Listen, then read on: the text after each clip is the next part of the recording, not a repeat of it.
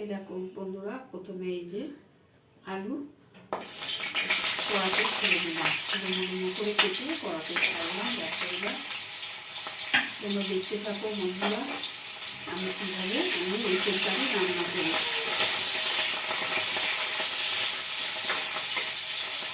এই দেখো বন্ধুরা, প্রথমে আমি ইঁচড়কে এই দেখো সিদ্ধ করে এর মধ্যে হলুদ আর নুন দিয়ে দিয়েছি, দিয়ে এবার এটাকে সিদ্ধ করে রেখেছি। এঁচড়টাকে সিদ্ধ করে রেখেছি। এটা বেশি এঁচড় না, এটা 300 গ্রাম আছে এঁচড়টা। আর একটা আলু দিয়েছি, কেন আমার লোকের তো খাওয়ার অসুবিধা, মতো লোকটা নেই খাবার, ওই জন্য আমি অল্প করেই করেছি। তোমরা বেশি করে করলে তো তোমরা এবারে। আর আমার পেঁয়াজ তোমাদের বলে দিচ্ছি বন্ধুরা, আমার 300 এঁচড় তো, আর একটা আলু, আমি 3টে পেঁয়াজ, 2টো পেঁয়াজ কেটেছি, একটা বড় সাইজের আর একটা মাঝারি সাইজের, 2টো পেঁয়াজ কেটেছি। এই যে কুচনো আছে, আর এই যে বাটা করেছি, এটা বাটা। তোমরা দেখতে থাকো বন্ধুরা আমি কীভাবে আমি এঁচড়টা রান্না করছি, এঁচড় কারি।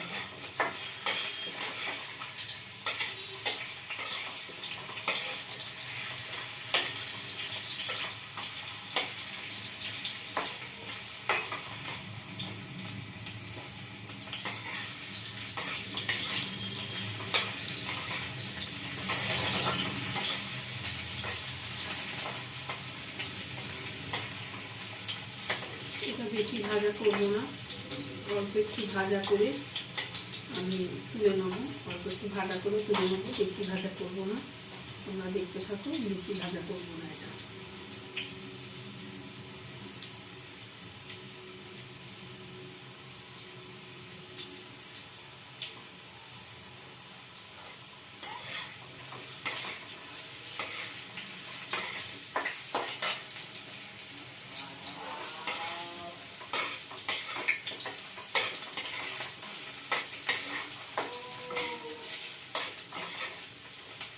এটা আমি এই তরকারি করছি।